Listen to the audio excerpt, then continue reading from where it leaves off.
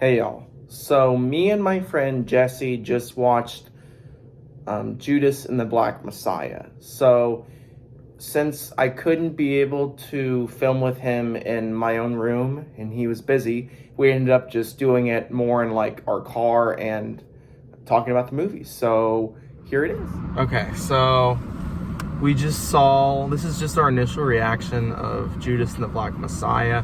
So I'm just gonna give you a little overview of what it is about.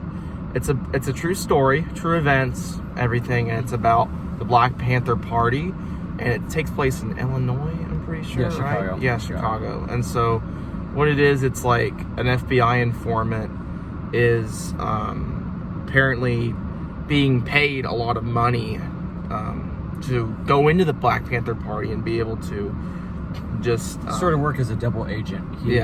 He was a criminal. He had a criminal record, and he was facing jail time. And so they gave him an exchange. You infiltrate the Black Panther Party and give us information about the chairman, Fred Hampton, and other people connected with him. Yeah. And we'll pay you, and you don't have to serve a day in prison. So. And he takes the deal. And so the entire movie is essentially how he manages to work as a double agent. Yeah. I mean, first of all, I do want to say, I mean, Daniel Kaluuya, I'm telling you, this guy deserves an Oscar. Yeah. I mean, he's the front runner in every prediction website I see so far. And he was in Get Out. That was his first performance, I think, wasn't it? Probably. I don't know. Yeah, well, like his breakout role. And this was, he had a much different performance in this movie than he did in Get Out. But no, I definitely agree. He was fantastic in this movie. But also, we were talking about, I think that Kaluuya is probably going to get a lot of the attention. Yeah. Just because he's playing in a historical role. Exactly, yeah. But Lakeith Stanfield, who was also in Get Out, interestingly enough. He had a smaller role in Get Out, but he's the star of this movie, and I thought he did really, really good too. I mean, there were some parts where it was just, I mean, there was one time, lots of like sequences, especially whenever he's driving around the car, and it's like you can just feel what he's feeling. And just that, being able to just feel that, and just that's good acting right there. And I think that was part of the reason why Lakeith Stanfield's performance was so incredible to me, was because he conveyed so much of the internal conflict that this character was going through. You know, he was sympathetic to the cause that he was supposed to be infiltrating, but he also had a mission. You know, he had his own self-interest. I mean, you know, so no, that was what impressed me the most about this movie. I was kind of worried. I mean, lots of movies, they always had to mention, like, they had to make it kind of more, I guess, dramatic for different purposes, especially for like true events. Like, they had to always put in a romance. They just always do that. But for this one, I mean, it was a kind of a true story. But I was kind of thinking they were kind of do it like a little dramatic. This time, though, they did a really good job. I thought the girl, I forget the girl's name, but the wife of, what's Fred Hampton. Fred Hampton's sort of love interest, girlfriend. And they she's pregnant. She becomes pregnant throughout the movie. No, I mean, all the actors did really well, honestly. I can't even like Martin Sheen, who is the FBI director, or Jesse Plemons is his name.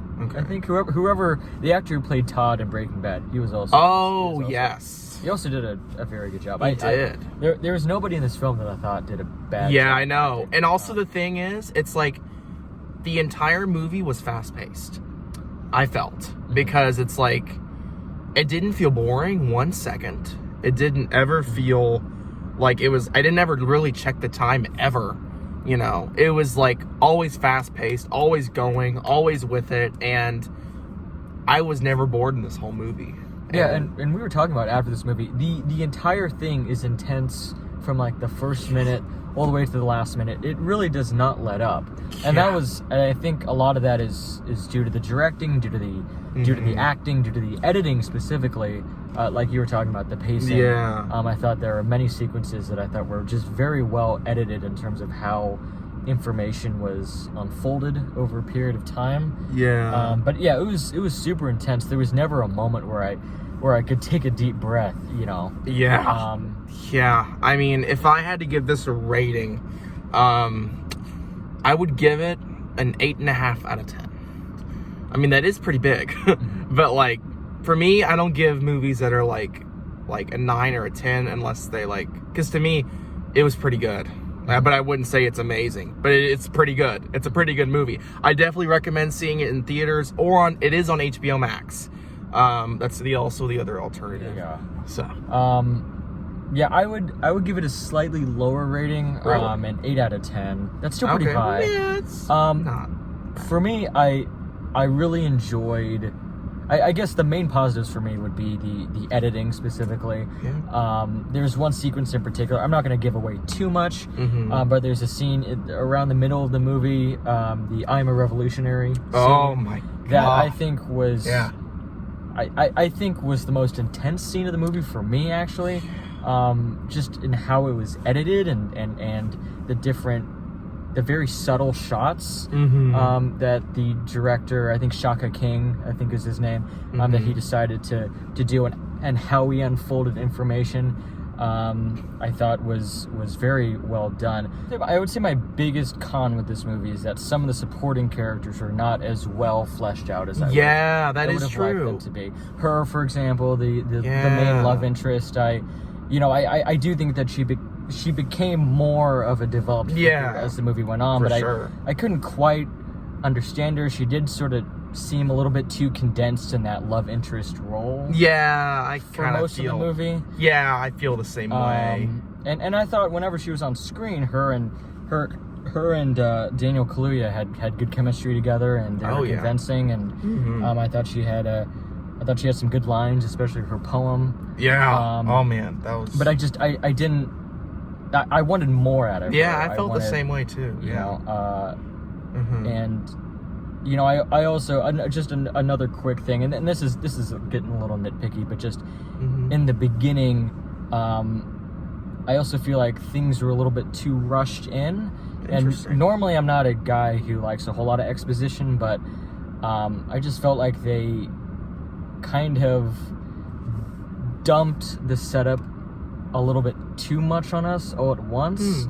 You know, I wanted maybe have it spaced out. Yeah, just maybe a little bit more information, because for example, it opens up with him stealing the car. Yeah. Right? Why is he in this situation? Why is he doing this? You know, why? You know, how was he before affecting how he's going to be throughout the movie? You know, I see what you mean. Just a little bit more character depth. Again, all the supporting characters got much better as the movie went on in terms of how they were developed, and you kind of saw their roles in the grand scheme of the plot. But that is true. But yeah, overall, y'all, it's a really good movie. I recommend it. Go see it in theaters. See it on HBO Max. It's really good. Thanks so much for watching, y'all. It was definitely so much fun filming the review, and I got to do it with my friend Jesse, which we are both huge fans of movies, everything. So it was good to be able to watch the movie with him. And stay tuned for more videos, because I'm thinking of putting out my Tenet review. I did back in August. I've just been so busy with college and school, so I'll get that out, and then the Snyder Cut trailer reaction. So that'll be out soon. Stay tuned and have a great day, y'all. See ya.